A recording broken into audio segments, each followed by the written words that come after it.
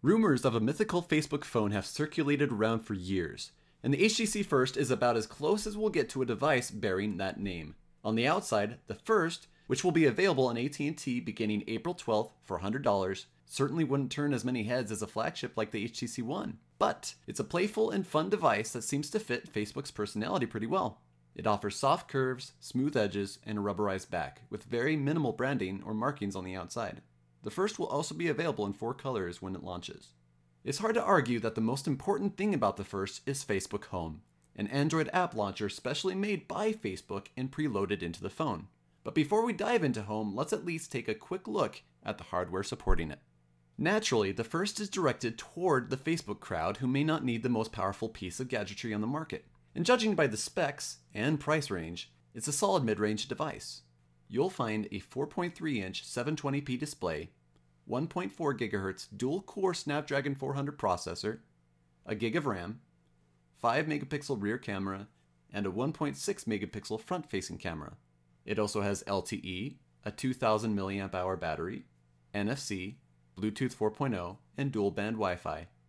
The spec sheet is respectable, though we wish the camera could be a little better, especially considering the emphasis Facebook places on imagery. Battery life is also pretty good.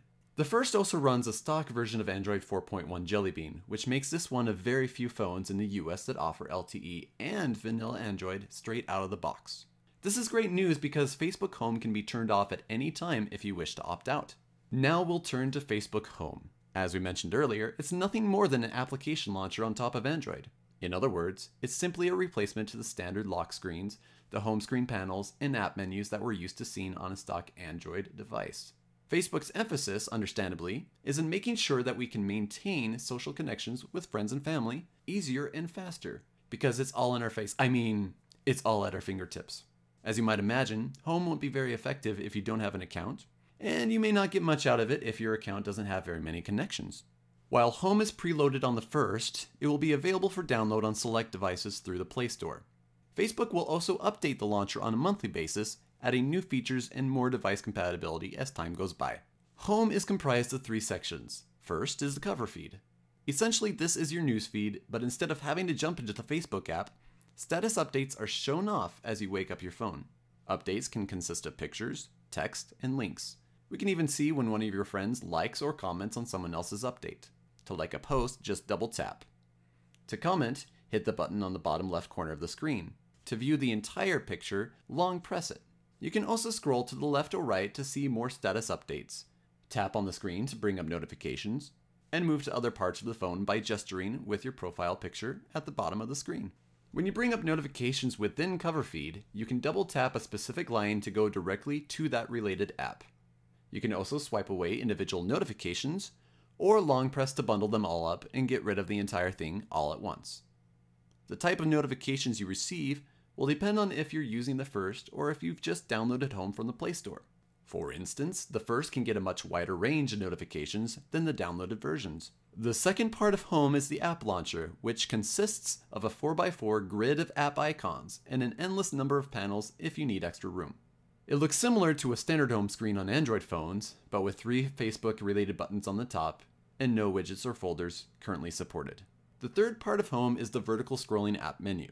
This is where all of your apps hang out, and it's also where you can access your home settings or enter the stock Android area of the phone. Honestly, it's not really that exciting, so we're going to move on to chat heads. Now, messaging is a huge part of Facebook Home. Whenever you receive an SMS or Facebook chat message, you're going to see a little bubble pop up, and it's called a chat head.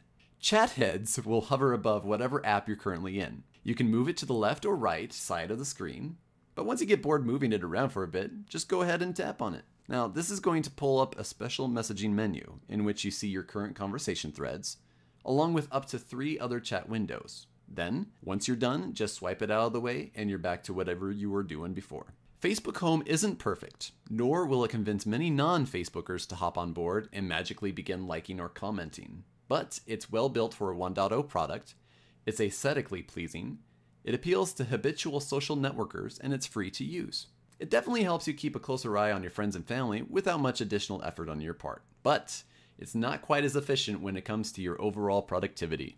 Power users will grow quickly frustrated and switch to a different launcher. but there are enough people that will find the feature useful. This is how Facebook intends to stick its toe into the mobile pool, and it may find that the water is warm enough to plunge all the way in. If you want to learn more about Facebook Home and the HTC First, we go into painstaking detail in our review at Engadget.com. This is Brad Mullen with Engadget, and thanks for watching.